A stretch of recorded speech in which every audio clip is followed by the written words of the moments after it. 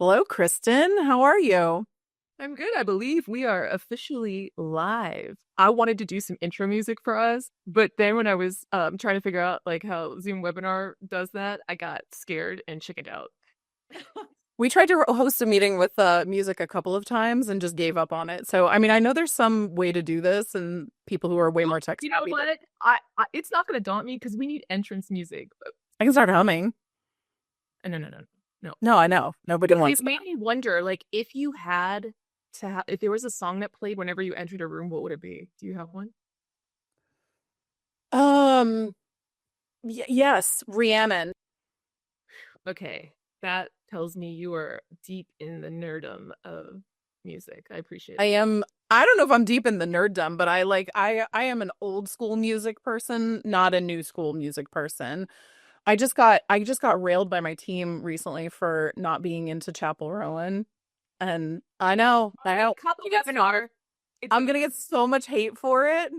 Yeah, I know, but I have been assured that I need to try again. Try it again. we'll give you a chance to redeem yourself today. But listen, Yeah. I just welcome everyone. Listen, we're Kate and I are really excited to be here today. Welcome to Retail AMAze. Okay, this is a career AMA for retail leaders because the business is crazy, the career is winding, and the path is never clear. But we have help along the way, right? We have top tier retail executives here helping to guide. Kate is one of them, and I'll introduce you to Kate in just a minute. First, let me introduce you to me. I'm Kristen. I am the host of Retail AMAze, and I'm also the producer of the Frontline Fridays podcast with Ron Thurston, the amenable Ron Thurston. Um, we will be back with season 2 this fall. You really have to check it out. It's going to be fantastic. And we also have season 1 available for you to binge whenever, wherever.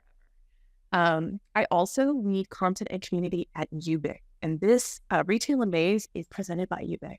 Now, YOOBIC is a frontline engagement platform built for retailers who want more from their operations, more alignment, more agility, more impact. What we do is replace those clunky processes with one intuitive mobile-first app that keeps store teams, field leaders, and HQ connected and performing at their best. Now, as I said, Retail AMAze is a live AMA. It's just me, our guest expert Kate today, and your questions. Now, Kate and I are on video and audio, but everyone in the audience totally anonymous. So feel free to stay that way. Get coffee, get candid, submit your questions live if you have them.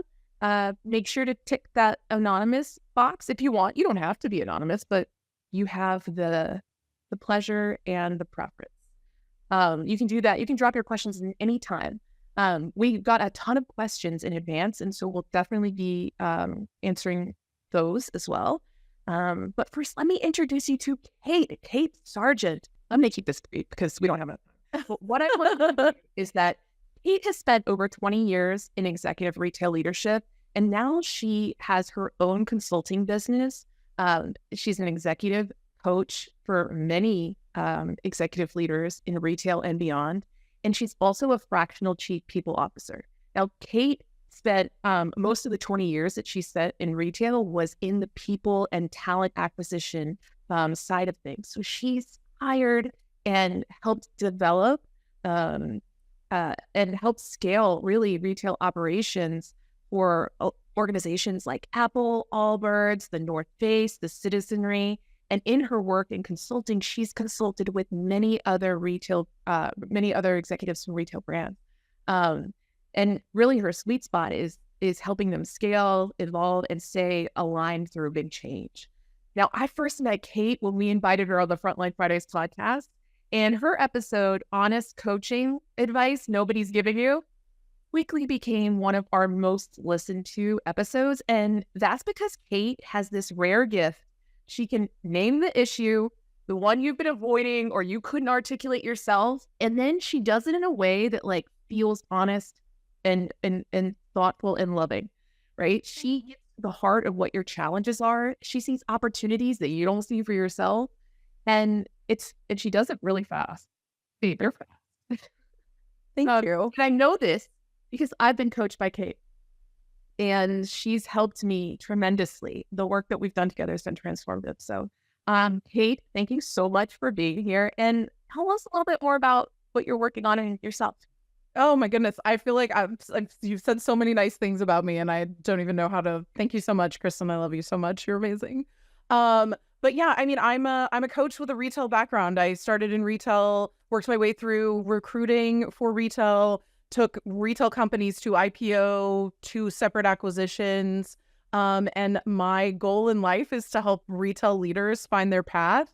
They're the special little piece of the coaching that I do here. But I also run a consulting collective for do-gooders called the Plus One Collective for anyone who's looking for purpose-driven, fractional, and solopreneur work. And then I run a thriving consulting business that started full-time officially last year, but I've been doing executive coaching for almost 9 years on the side. Even when I was working as a full-time VP of people operations, I was still doing coaching at night and on weekends because it was just my pure passion. And now I am the luckiest person in the world and get to do this for a living. And I love to give advice. I love to do this sort of thing. So ask me all the hard questions. Let's do it. Well, because we saw a bunch of the questions in advance. I mean, we were getting Y'all had some questions. First of all, like it was so eye-opening to see what people are really dealing with, because we hear about what's going on. We research, at YOOBIC, we do a lot of research. We're deep into, what's going on in the retail industry. But when you get to hear people's like candid questions about their career and their leadership role, you're really seeing the reality of it. And, when we were looking through the questions the other day, we were both just like, whoa, okay. Like there's work to do. And thank you. Thank you for asking such great questions. I'm excited. I know. And again, feel free to submit your questions live during the AMA and we will, we'll feed them in. But we, most of the questions that we got are all anonymized, always saying that word. Just the level, right? All right. So one of the first questions we're going to start with is around promotions and visibility. The question is, I've been managing a region for 5 years. I hit all my KPIs, built awesome teams, still feel like I'm invisible to HQ though. What do I need to do to change that? I can tell you right now, like I was that person that was like, how do I get visible? How do I get out there? And, I'm going to throw a pitch out here for a book called Likeable Badass too. And I would say anyone who's out there that has not yet read this book as a way to kind of get ahead, it's just a phenomenal book. And so some of the principles that I'm going to talk about come from that too. But, what worked for me was volunteering. I mean, everyone's like, don't do work for free. Don't do work for free. Get paid for what you do. I believe in the exact opposite because to me, like career growth often comes when you are reaching out for the things that you want to do. If you're reaching for that next role, you need to be the person that puts your hand up for the things that are visible. And I'm not talking about go clean up the store next week and get appreciated by your district type of work. I'm talking about true strategic work. Reach out to the recruiting team and say, how can I get more involved in the recruiting side of the business? Reach out because recruiters will always be thrilled to have your help. I can tell you that from personal experience.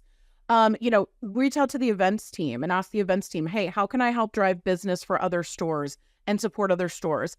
Reach out to the regional leaders in your organization and put together a little leadership clutch. Get together, read a book together and, create a little book club and, build your learnings out into a newsletter.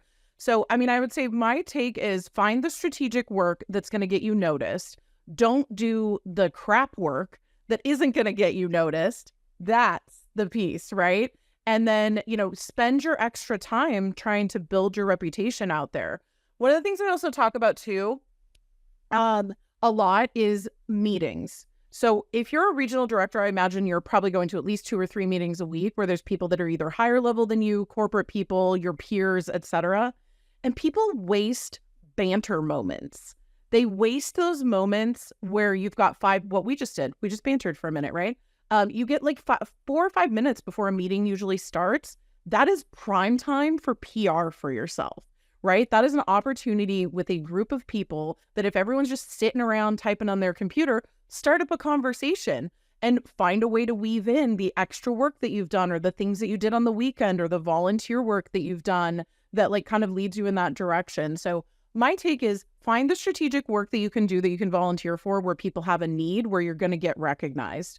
Be great PR for yourself and make sure you're talking about yourself to other people and that other people are talking about you. I used to have pacts with people where it was like, I'm going to promote you, you promote me.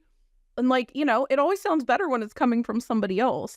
So strategically place yourself there, and then don't waste the moments of banter that you might have in your organization to talk about the other incredible leadership things, board work, volunteer work, the crazy programs you've created in your territory to do better work, because I think those moments are golden and people just waste them.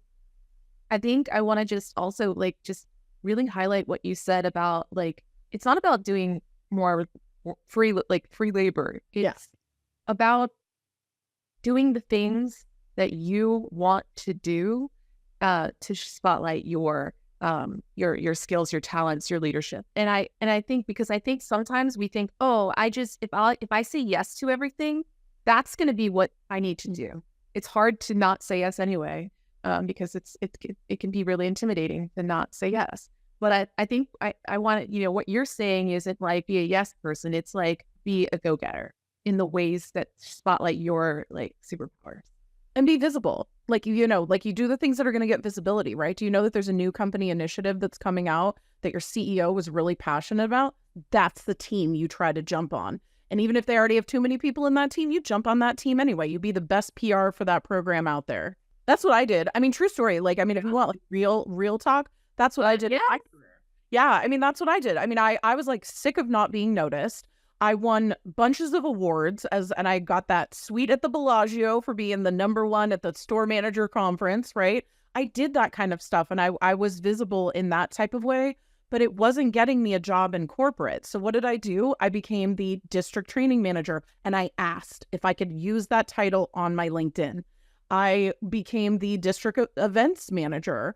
And I asked if I could use that title on my LinkedIn. I was like, I'm going to put it next to my territory manager role, my district manager role, and like ask for what you want too. The last thing too I'll say here is, don't assume that your hard work does anything for you unless you have found a way to communicate your hard work, whether it's an email, whether it's in a meeting or whatever. Like, everyone works hard. A good 70% of an organization works hard. It's the ones who know how to get that information out to people that are going to win. And it's the ones who get to put that extra district training manager, district events leader on the end of their profile that are eventually going to get to that next level. Excellent. Well, this next question is kind of like a lead-in. This one is like sort of a leadership identity confidence question around being promoted. So yeah, the question is, recently promoted and I feel like I'm just winging it. Thank you for your honesty. I remember that. Yes. Everyone is looking to me for direction and I'm doing my best, but inside I'm waiting for someone to call me out. How could I be a good leader when I still feel like I'm catching up? Oh, it's such an imposter. Like, that's imposter syndrome. Besides, fake it till you make it, Kate. Don't say that. I'm going to say fake it till you make it. I'm going to say that. Of course, I call it fake sugar confidence, right? Like, real sugar tastes better, but fake sugar will get you there when you need to. So, I mean, you know, you need to be the person eventually, right? People who put you into a role don't expect you to immediately know exactly what you're doing. And frankly, the leaders who have been in their roles for 20 years, half the time don't know what the hell they're doing either. And they're just trying. They continue to try things. They continue to use all of the feedback and the people around them to make good decisions. And I'd say that's part of it too, particularly as a comms leader. I understand that feeling. I've been the comms leader for an organization as an HR person where it's like, oh, we don't have a comms person. You have by default become that person. But I think, you know, really important is, what do you know and what do you not know? And I think being able to communicate both of those things builds trust. I know this and I can talk confidently about this. I don't know enough about this, but I know enough to tell you that I don't know enough about this to talk competently about it. But I think, you know, everyone around you is feeling some version of imposter syndrome. I mean, there might be some like highly confident men out there that like really just don't feel that. I think it's a very small percentage of humans that don't have some sort of imposter syndrome. So I think like ask people, ask for advice, you know, take on mentors, and don't don't pretend that you know everything. Instead, excuse me, instead sit confidently in what you do know and what you don't know, because you can project confidence knowing something and not knowing something if you deliver it in the right way. 100%. And I think we accidentally fall into it's easy to fall into this like must know, must answer, must have a like must be able to like any question that comes, I must be able to have a good answer. And if I don't, like that makes me look bad. Like you're 100% like what you don't know, and being able to confidently communicate that is such a power move. And you know, a power move in the sense that like it's not manipulative, it's just honest, and people want honesty. Because if they think you don't know what you're doing and you're not saying it, you're losing. It's way worse. It's way worse. And we do that a lot in HR too, right? It's one of the things people hate about us, but that's okay. But a lot of times we have to stand up. I'll give you an example. I had to stand up in front of a town hall and tell people I didn't have an answer for them in a lot of scenarios. And it was rapid fire questions. I didn't have answers. But what I did do was frame the answer as, I can't tell you that right now. Like we used to do that a lot in HR. Like I can't tell you the answer to that right now. But as soon as I'm able to, I'm going to give you the information that I'm able to. Here is what I can give you. I can tell you that I can't give you this much. And I think like if you're looking to build trust with somebody, being able to do that is everything, because if you're just like silent about things or keep repeating the same thing, people just don't believe you anymore. So like, I think it's really important to communicate appropriately. And as a comms person, I feel you. That is a very difficult role to be in. I also would say consult your chat GPT. One, sometimes you have really good like personal advice in chat GPT for like, how do I convey confidence when I really don't know what I'm talking? I've literally asked a question like that. Like, just like, what do I do to convey confidence when I have no idea what I'm talking about? One. And then two, like, how do I build something that is going to drive confidence in the people that are listening to me? And then over time, you'll just be confident in it. It just happens. I like what you said about when you don't know the answer or you don't have an answer that ready to share for whatever reason, which is not Can't tell you. You're advocating for making a communication of acknowledgement and that you will respond. Because even just like saying like, hey, I can't answer that right now. I will get back to you about this when this time of day, whatever, next week, something, and following through, like that's just as, in a way, just as good, because you're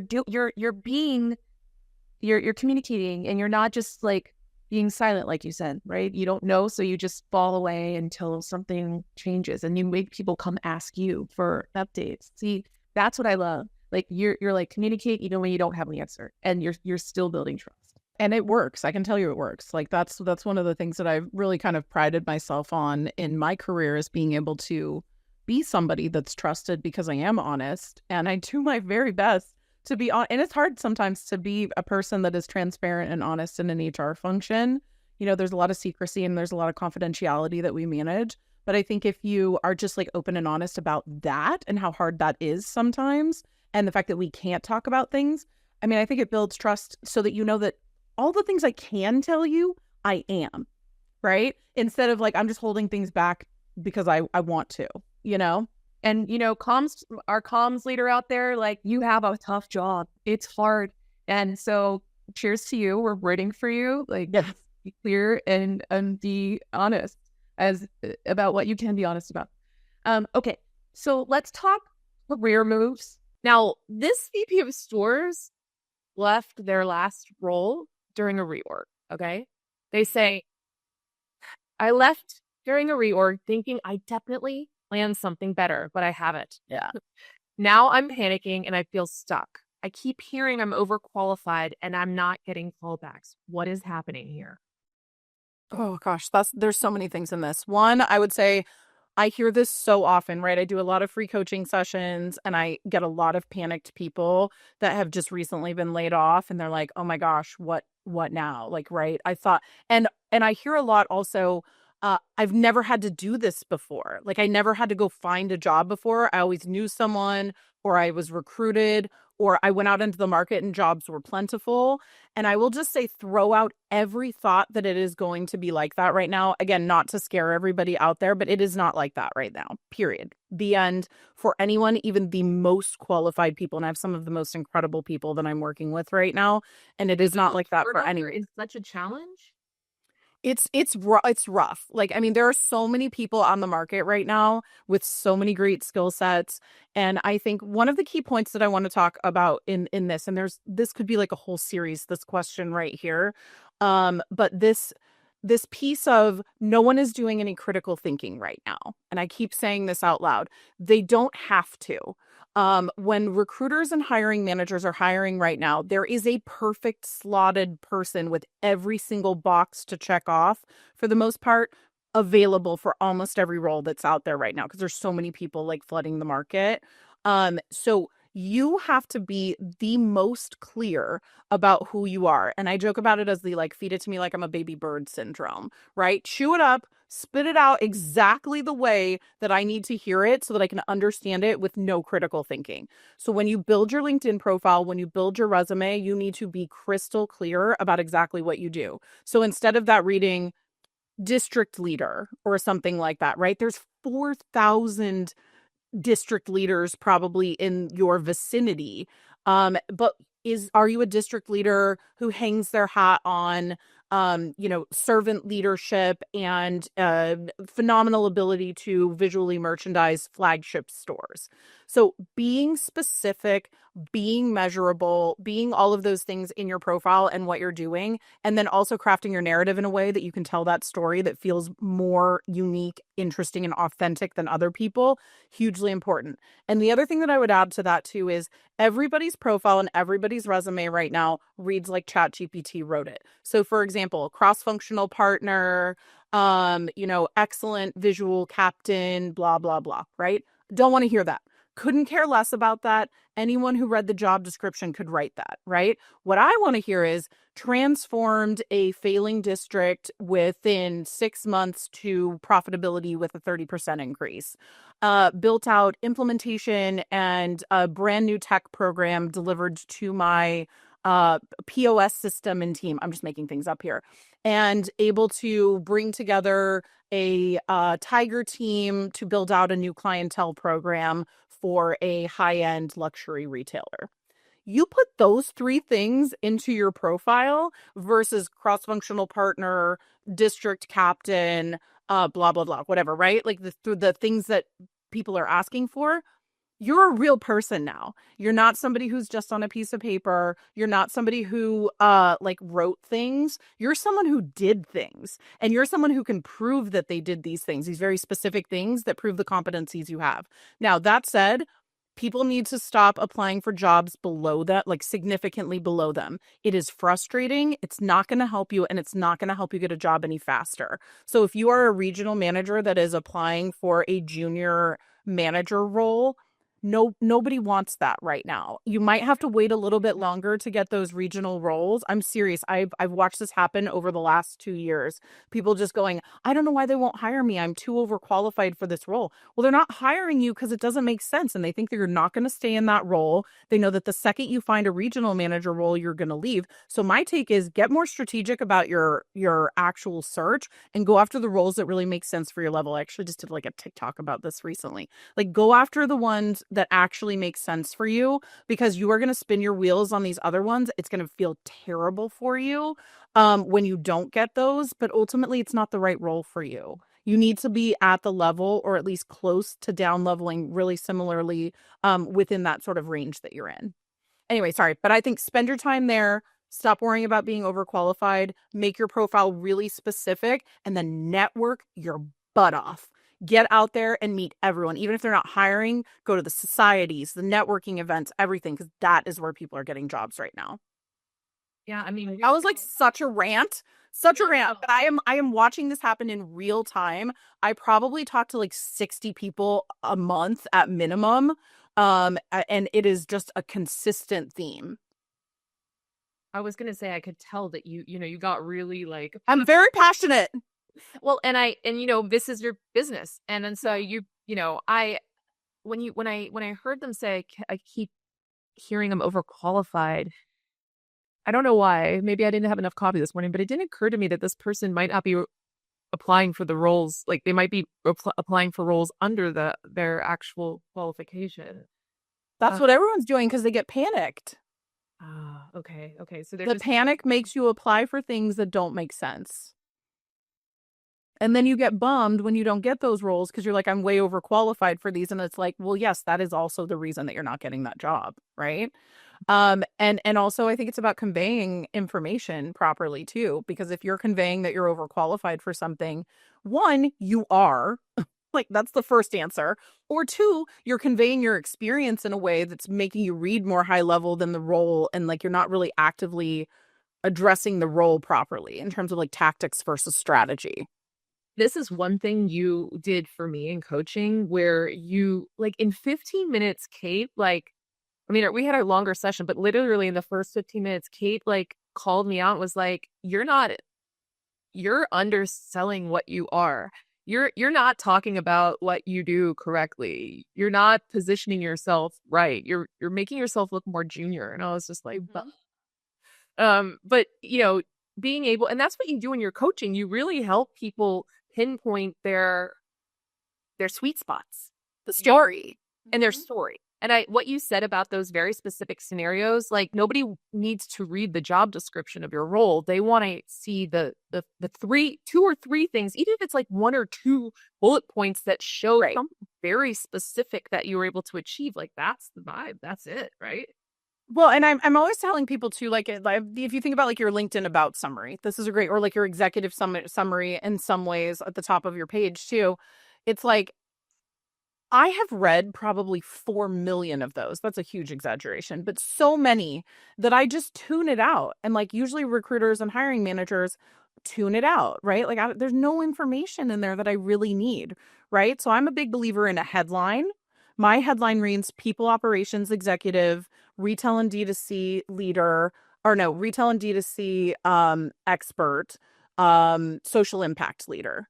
And I have 7 different pieces that I can plug into the top of my resume, depending on like what the extra thing is. But I leave the front end and the back end, the people leader and the social impact leader, always there. That middle one, I can address to whatever job I'm looking for, but it always needs to read at the right level. And I'm just basically feeding it to you like a baby bird, right? Like these are the 3 things you're going to know about me after you read this resume. And frankly, I'm going to assume you probably aren't going to read this resume and you're just going to skim your finger down the side. So I'm going to feed it to you right up at the top. This is what you're going to know about me by the time you're done reading this. Now, your summary on LinkedIn is the type of thing that you want to make sure that you're really like framing that way too. But like if it reads like a job description, I know the job description, but what I don't know is why you're awesome, right? Like I don't know why you're the people leader or the retail expert that I want to have. But the things that you've done are unique, individual, authentic, and those are the things that I'm looking to pick out because like I need my eye to be caught by something. And those are the things that are going to catch people's eye.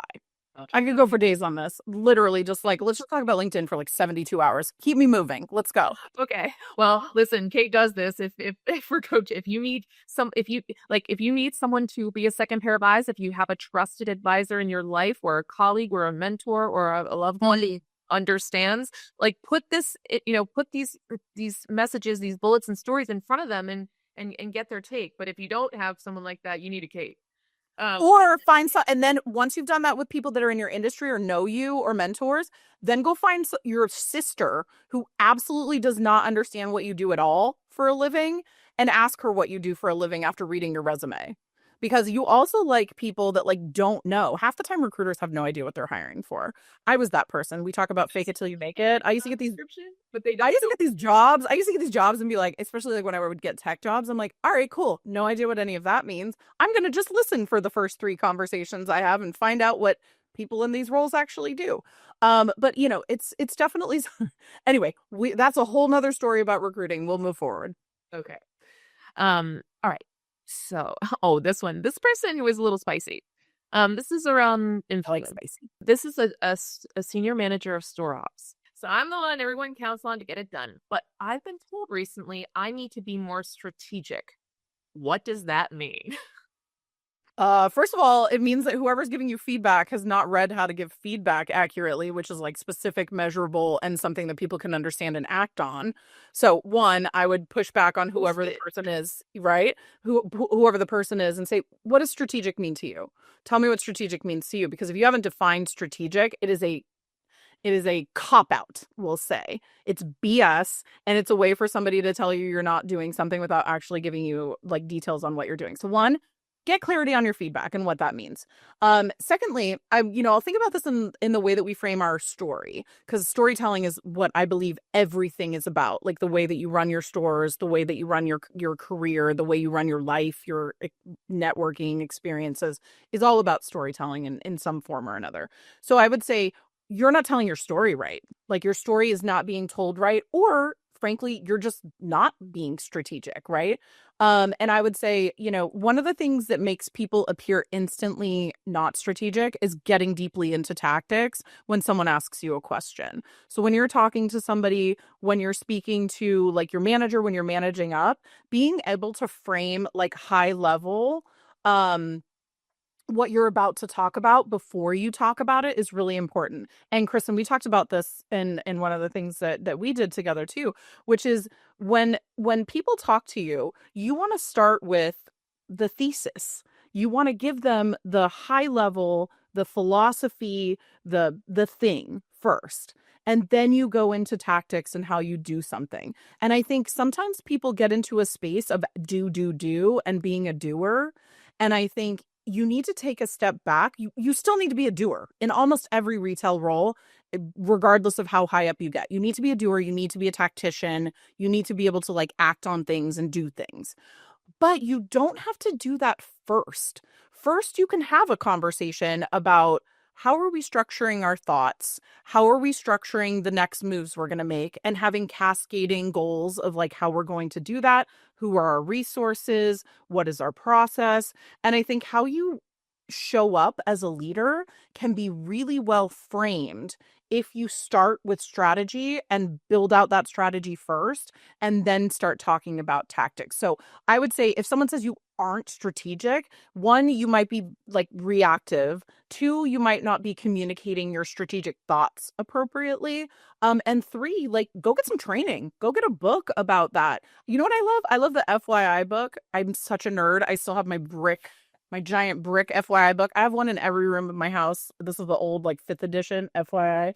If you don't have this, I think being able to speak about yourself in a common language with your boss from a competency perspective, from a planning perspective, from all of these different angles can really help you like streamline your communications. And I think that's what it's all about. Anyway, that's sort of my take, is like that you're probably not packaging the work that you do as a strategic package, and you need to figure out a way to do that. And we all do it, right? Whenever anyone asks you that question of like, tell me about your background, people instantly go into like a chronological explanation.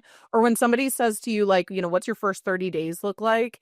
When you come in here, how will you impact strategy? People instantly go, well, I'm going to go on a listening tour, and then I'm going to make some decisions, and then I'm going to act on it. And it's like, who cares? Of course, you're going to do all three of those things. But what's your philosophy on a good strategy? I would start that question of like, what's your 30-day plan or your 90-day plan with? Well, I'm a big believer. Let's say it's a marketing role, right? I'm a big believer that marketing needs to be segmented into A, B, and C, and a good mix of each of those depends on the organization. And I don't necessarily know your organization yet, but here's where I would start, right? But you frame it with like, I've given this some thought. I have a philosophy. I have a plan. And here's how I would go about like acting that or enabling that for you. So strategic thinking, strategic comms, being reactive versus proactive. All right. So this is from a VM person in VM. They didn't specify. My manager's feedback is always like, you're doing great. Keep going, which is nice, but ... not helpful? Question mark. I want real feedback, but I don't want to come off as needy. How can I ask? Okay, so this is a good one. I like this. So permission. Feedback is one of those things that you have to constantly give people permission to give you. Like you can't be like, oh, I'm good at receiving feedback and just assume that people will assume that forever. You have to actively give people to permission to give you feedback all the time. So I would say when you're in these conversations, or if you have one-on-ones, or you're like doing something of that nature, that you say, hey, I'd really like to get better at giving feedback and at receiving feedback. Would you be open to practicing with me? I would love to receive some, critical feedback from you, and I'd love to be able to practice with you how I'm going to deliver critical feedback to somebody else, right? So you can frame it as, again, all about packaging. We're going to package this as, I'm somebody who receives feedback, I'm somebody who wants feedback, and I'm also somebody who wants to give critical feedback. And then if your boss is bad at this, go learn how to do it well yourself, and then be like, hey, I wanted to work with you on how to deliver critical feedback. And then you show them how you deliver critical feedback and ask them to then offer you some critical feedback as a part of this transaction. So I think that's one way. And then constantly giving permission, and I would seek peer feedback on this too. And be like, hey, let's be real with each other. I would love to offer you one piece of positive feedback and one piece of critical feedback to get better at delivering this to my teams, my boss, whoever, and then offer to be that like transparent person with somebody that you're a peer with to practice that muscle and also get maybe some feedback from them. And then lastly, I would just make it a constant thing, that it's constantly in your like in your vocabulary to talk about giving and receiving feedback. Oh yeah, and then I received feedback here, and I've given and received feedback here. And what I really want is to get real specific and granular with the type of things that I can take action on. And I'd love for you to help me be more strategic and able to do that for myself. You think that, the first thing that comes to my mind is like the fear, well, this person doesn't want to come off as needy, but there's other people who might feel afraid to sort of speak to their, like, to manage up in that way with their manager. Do you have any, is there I mean, but needy is such an interesting. My first question is, I would want to peel back the onion of why you think asking for feedback is needy. percent? Because I think asking for feedback is the number one thing you can do as a leader. And I don't think it's a needy thing. I think it is a leadership quality that everyone should be appreciating. And I would also say, like, you have to guide your manager sometimes too, because that person might not be good at giving feedback, or they might be like uncomfortable at giving feedback too. So you being needy could actually be a trigger because they didn't realize it too. Like they could just not be realizing that you needed more feedback. And this is where I think communication styles are really important. One of the biggest things that I used to do in onboarding programs that I would create, and like I built out like one-on-one trainings, like how you can have a good one-on-one or touch base with your manager.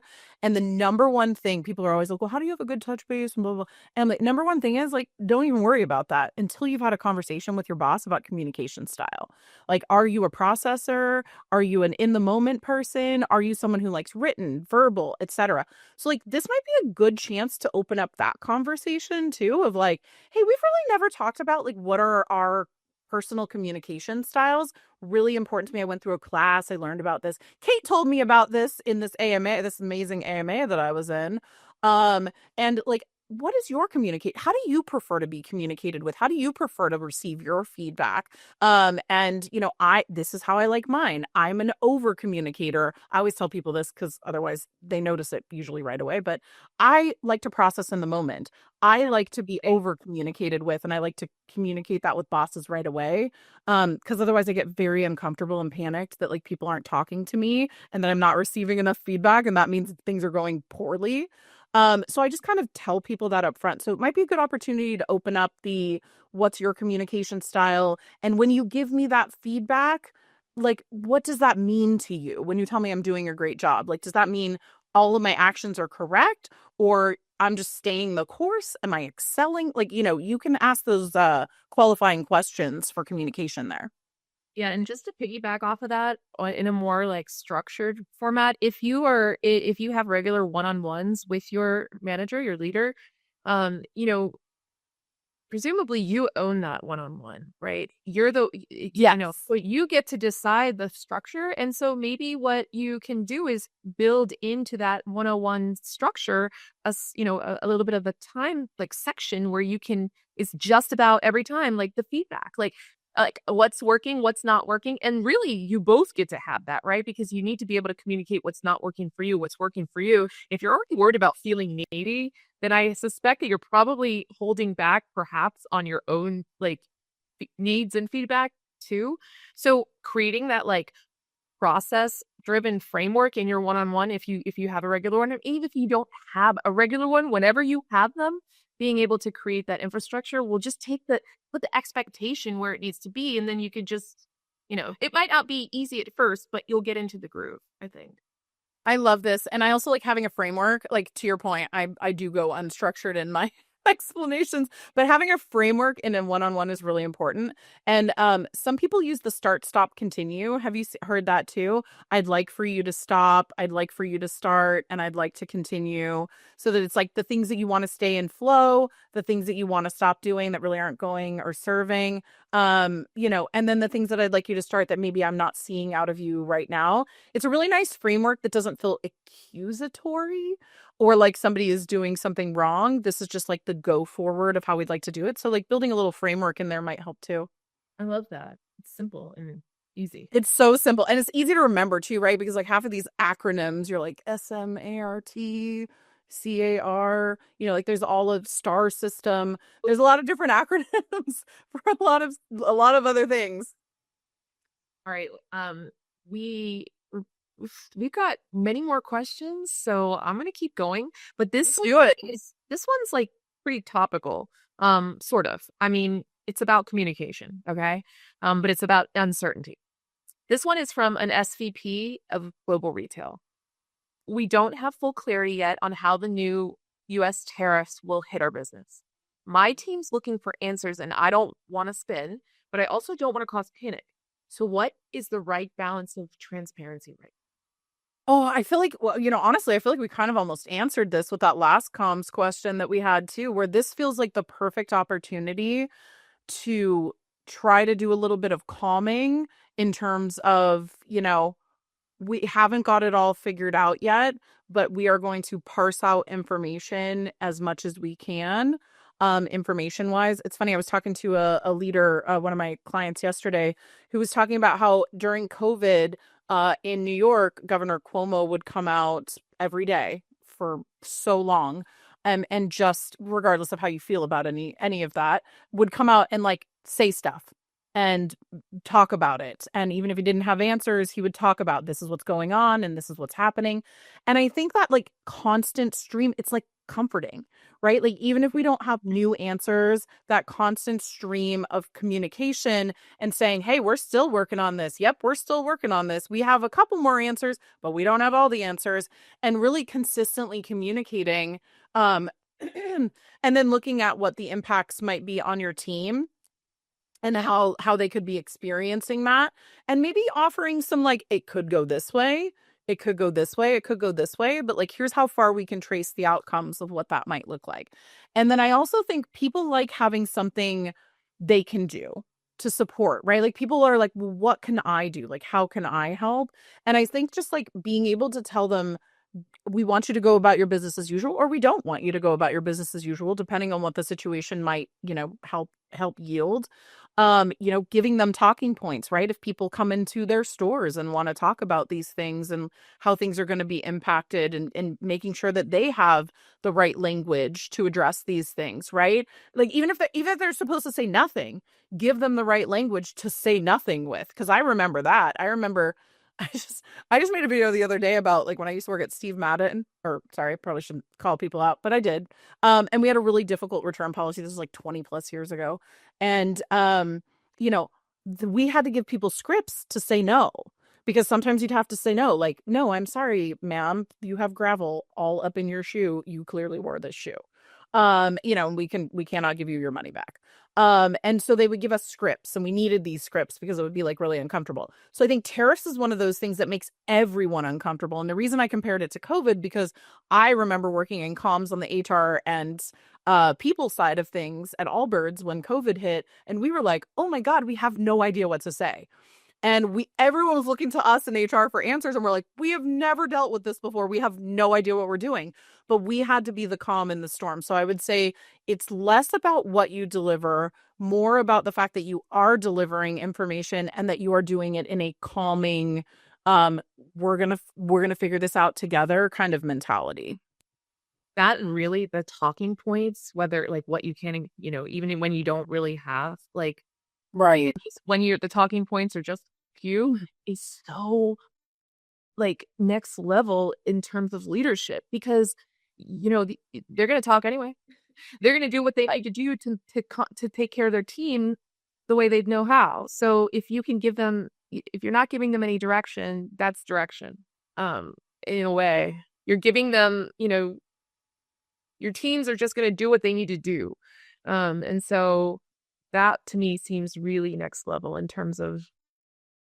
And it's going to be a big one. I mean, tariffs is going to be like an ongoing thing, and it is a political nightmare. It is a global nightmare. It's a supply chain nightmare in so many different directions, right? Like it is hard for every piece of every business out there right now. So I would say like another thing, don't talk about what you don't know. Like don't like speculate, try to stay in the facts, try and stay in the most neutral ability to deliver those facts as well. Because as a leader, nobody's looking for you to panic or have tons of opinions on this. Again, you can have all the deep, massive opinions about things that you like yourself. But as a leader, that's not necessarily what people are looking for. They're looking for facts, they're looking for movement, they're looking for action, and they're looking for the things that you can make them feel comforted with. So I think, lead in that direction. Yeah. And like, speaking of talking points, go like the people above you should be supplying you with that. And if they're not doing that, you need to ask questions and To litter some feedback up. exactly. Exactly. This is now that is the time to really be like putting yourself out there. Well, I mean, and we just wait, let's tie it back. Let's tie it back to what we were just talking about. Let's say you do know a lot about tariffs and you are somebody who's very highly educated in the supply chain. This is a great way for you to step up and be a person that gets noticed in terms of PR for your next promo or your next move or promotion or next move. Like if you are the expert in the room or if you have noticed that there is a gap here, fill it. Be the person that gathers the information together and helps the comms team bring it out. This one's around reorg. This person is a retail ops person. They say, every time I start to gain traction, there's another reorg. I've had 3 bosses in 2 years, and I feel like I'm constantly reintroducing myself and resetting expectations. I'm so tired. Is this just how it is now? My fart! My fart! Ooh. Well, I'll tell you, I spent 1 year at Old Navy that was like that, where I had like 4 different bosses over like the period of like a year and a half. Back in, I don't know, what was that, 2011? It was a long time ago. And or 2013. And it was hard. I mean, I will just give you respect for putting up with it. My take there though is we don't need to care that much about our bosses. True story. Like your maybe that's a hot take, maybe not. Hot take. But like yeah, that's a little but also like your job is not only run by your boss. There's 7 layers of leadership depending on what company you're in. Above them, there's 6 of their peers out there. There's 200 of your peers out there, whatever company you're in, right? Stop resting everything on your boss. Like let your brand be your brand. Start thinking about your brand being like an entrepreneur almost, like that you are who you are regardless of who is above you or next to you or what the situation might be. So not to sound super selfish and self-focused, but your boss isn't everything. Your PR machine is not through your boss. That's just one avenue that you have to deliver information about yourself. Your promotions are not going to be dependent on your boss, particularly in a reorg scenario. And I hear you're tired, by the way, just to be clear. I'm so sorry. That really sucks. But also stop reinventing yourself and resetting expectations. You just have a patented script that you've got. You've got your Kate version of how you do things. And, they can come get to know you. It's not your job necessarily to go do that work for them if they come into your world. Your job is to make sure you have spread your knowledge base, your information, your influence, your leadership as wide as possible so that you are not reliant on a singular person to get you to that next level. So how do you like I want to ask two questions. Please, poke at me. What is your like what do you think is a good baby step? Like cuz it's it's a this is daunting, right? It's intimidating to have a new boss and feel like your whole future depends on, them. So what might like when you talk about creating your, like your narrative, your script and really owning um what's a baby step? Just something Documentation, right? Like, you can always, like, so that you don't have to spend hours explaining to somebody what you do, who you are, and you have a package, right? Like, this is how I run my stores. This is my personal philosophy. Here's your pre-read before you come into my org, right? Be prepared. Like, there's leadership in that too. Like, I've got my processes documented. This is how I run my team. This is what I base my leadership philosophy on. This is my communication style. What's yours? Take charge, right? Like, be the person that takes charge of that relationship from the get-go. And then you're always in charge, right? Like, because that person's going to need to learn your org. You then become their lifeline on some level versus you looking to them for, like, please lead me, new person, right? You are the leader in your function and they are joining your function. So I would say documentation, networking, knowing people outside of your org, and, like, just frankly going and introducing yourself outside of where you are. So that's something I learned way too late, and I like it's totally in my nature to do it, but I just didn't. I was nervous. I was like 21 when I was a manager for the first time in retail. Was I didn't know any of the New York store managers until we went to the store conference, but there were lots of other managers who had known them or had talked to them, and they knew their names, and I was like, oh man, I'm such a small fish in a big pond here. So my take is, have your stuff ready, be the expert in the room when that new manager comes in, and, like, you run the one-on-one, you run the meetings, you run the show, and then make sure that people are talking about you and understand what you do externally outside of your group too, so that you are not reliant on that person. I don't know. My second, you answered it. I don't have my second question. Okay.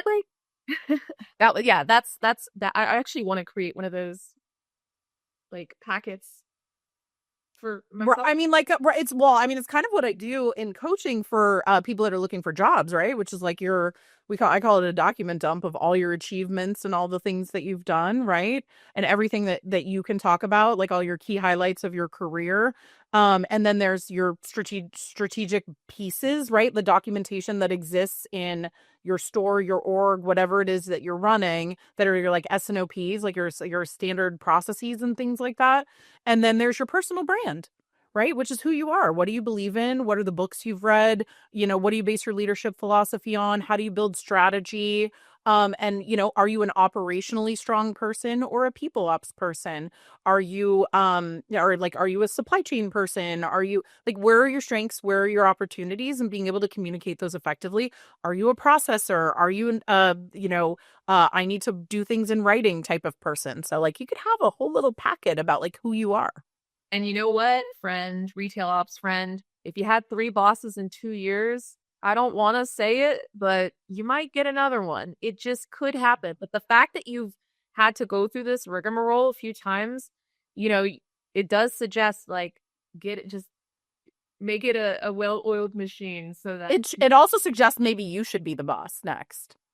Put that package together so that the next time there's a reorg. Okay, everyone, right here, this is a Kate. This is what I meant when I said Kate surfaces opportunities that you don't even see for yourself and then sells them to you, and then you get a promotion. This is no, but I mean, like, that's it, right? Because, like, if you've had a reorg and you've had 3 separate bosses in 2 years, why aren't you the boss? Right? Put your packet together, get your S together, and, show that you're the leader. There's got to be some interim periods sometimes here too. Step up into that leadership gap, become the boss. Actually, this person is carrying, like, roles. I'm sure. I mean, like, who wants to teach your boss 6 different times how to do the thing that you know how to do already? I don't know. I've been there. True. Well, listen, we are getting close wrapping, so I want to make sure we have time because before we, well, first of all, that we had, there were more questions than we were able to answer. Oh, I have so many questions. We're gonna have to do We this got again. some really good ones, and we got some, we tried to get ones that were similar, that, that more people had, written in about. So Right. I think we did a great job. I think we get a gold star there. But before we wrap, I want to give you, Kate, a minute to share, to talk. I know you're working on some really special programs. Um, Mhm. and I really want you to tell us about them, because I know about them, so I'm very excited. Okay. All right. Yeah, no, absolutely. So, as I mentioned, one of the things that I do is I actually help people turn their expertise into consulting, whether it's a side hustle or building something for freelance for the future, or Like someone else to be a fractional is what for you're a saying. fractional, for like executives. Yeah, like consulting. So I actually have a whole program that I run about like how to convert yourself into your own boss. And I run a little community for that as well. We have something called Launchpad that we're running, which is a group coaching program that helps you launch your consulting career in 3 easy sessions. I feel like I'm like, set it and forget it. But it's like 3 easy sessions that can help you kind of get there. We also run a core cohort. I believe our next one's going to be summer or fall. And Kristen's familiar with that program, but it's all about crafting it's about crafting your narrative, um, rewriting your resume, starting your LinkedIn, or rewriting your LinkedIn, learning how to interview and learning how to network, all in like a 5 session package. It is comprehensive. It's intense. Deep. And you know what? A lot. Even if you think even if you think you've done it all, or you've experienced it all, you haven't. And I will say this because I've created courses in aspects of this myself. And Kate, it doesn't matter. Kate like dropped some strategies and ideas and exercises that I'd never thought of or seen before, that are like, have changed, like those in of themselves were worth like Kristen, let me just like take you everywhere with me. Please, look, be my hype woman everywhere I go. babe, I'm not a hype woman. When I'm excited about something, I don't hold back. So I love it. Well, and it's a great program, but it's basically based on my coaching. So I run career coaching, performance coaching, leadership coaching, executive coaching, coaching of all kinds for the most part. But the majority of my business right now, because of the way the market is helping people find jobs or get promoted or find their next opportunity and get through that. And so I do 3 packs, 5 packs, and 10 packs of coaching sessions to help people get ready for that and prepare. And the one other thing that I will say is that like workplace trauma is real. It's not a joke. It's something I learned as a consultant. And people who come into my space, I am very action oriented. I give very direct feedback. And I try to be funny. I do swear sometimes, a lot maybe. And but workplace trauma is something that we really do deal with through this process as well, because there's sometimes a lot of things holding you back. So I would say if you haven't been able to get started, find a buddy, find the people that can support you, and help you kind of get through that piece of it. Your coach doesn't have to be me. It doesn't have to be somebody paid, but you need to find somebody who can be objective with you and help you get through your search or whatever you're looking to do next, or navigate these processes. So come visit me, KJS Consulting, coaching and consulting. And I do free 20-minute sessions for people. They book out really far. I'm so sorry. I was looking today and it looks like I'm booked out until March. No, sorry, May. March was last month. But I'm booked out until May, but I do have sessions starting May through June. I would say get on the calendar. I try to open up more if I can. And free coaching is a huge part of what I do. But also, if you want to book a session and you need to get through something, come find me. well, And also find me on LinkedIn. I'm always giving advice and filming weird videos on LinkedIn, giving people advice about things. And I have a podcast called Career Hacks and Snacks. which is exactly what you think it is. It's exactly what you think it is. It's people's career journeys followed by an awkward transition into me judging them for the snacks that they brought with them. It's not that awkward. It's very charming. Well, thank you. It feels awkward. Thank you. Someone like had a velvet crunch or whatever. Fire crumble, and I was so excited. And you're like, what's that? Yeah, I do. There is no whole, like, this is who I am all the time. I have no other version of me. So if you enjoyed this in any way and hopefully didn't ramble too much, please come check me out. Come chat with me. Or if you want to be on Career Hacks and Snacks, shoot me a DM. Would love to. Good snack. But listen, your answers to these questions were so on point and so actionable. And this is exactly your superpower. So I'm just so grateful. Thank you for so much for spending the time. I wish we could do it longer, and let's do it again sometime. Yes, Kristen, you're amazing. I adore you so much, and I'm so glad to get to do fun things like this with you, and would like to do many more. And I hope retail folks out there, you enjoyed yourself a little bit, or like learned something that was at least a little bit useful. For sure. I will reiterate, definitely follow Kate on LinkedIn, because like even if her schedule is a little bit far out, you're gonna get so much good content from Kate. Kate's very present on LinkedIn, and like she said, she's created lots of different pieces of content, and everything Kate does is actionable. It's not fluff. And I'm a marketing person, and I know what fluff looks like. Make myself. But thank you so much, Kate. Thank you so much, everyone who submitted your questions. That was brave and bold, and we were honored to be able to help you. Keep on going. You got this. You will. You'll get this. And find me on Instagram and TikTok too, because I'm there now, apparently. Yeah. Apparently. Forgot And we'll make sure we put all of Kate's information in the we'll be resharing this. We'll be making perfect. People who could not. I was gonna get in trouble with social for not like posting my other stuff. I know, you get the slap on the wrist, but we'll make sure all of her information is available. We will be creating a replay so that people can listen anytime, where they like, when, and we'll be sharing that soon. And so thank you so much, Kate. You are the best, and you're so amazing and important and kind, and that's exactly what we need right now. So thank you so much. Appreciate you. All right. Thank you so much, Kristen. Thank you, YOOBIC. Thank you, everyone.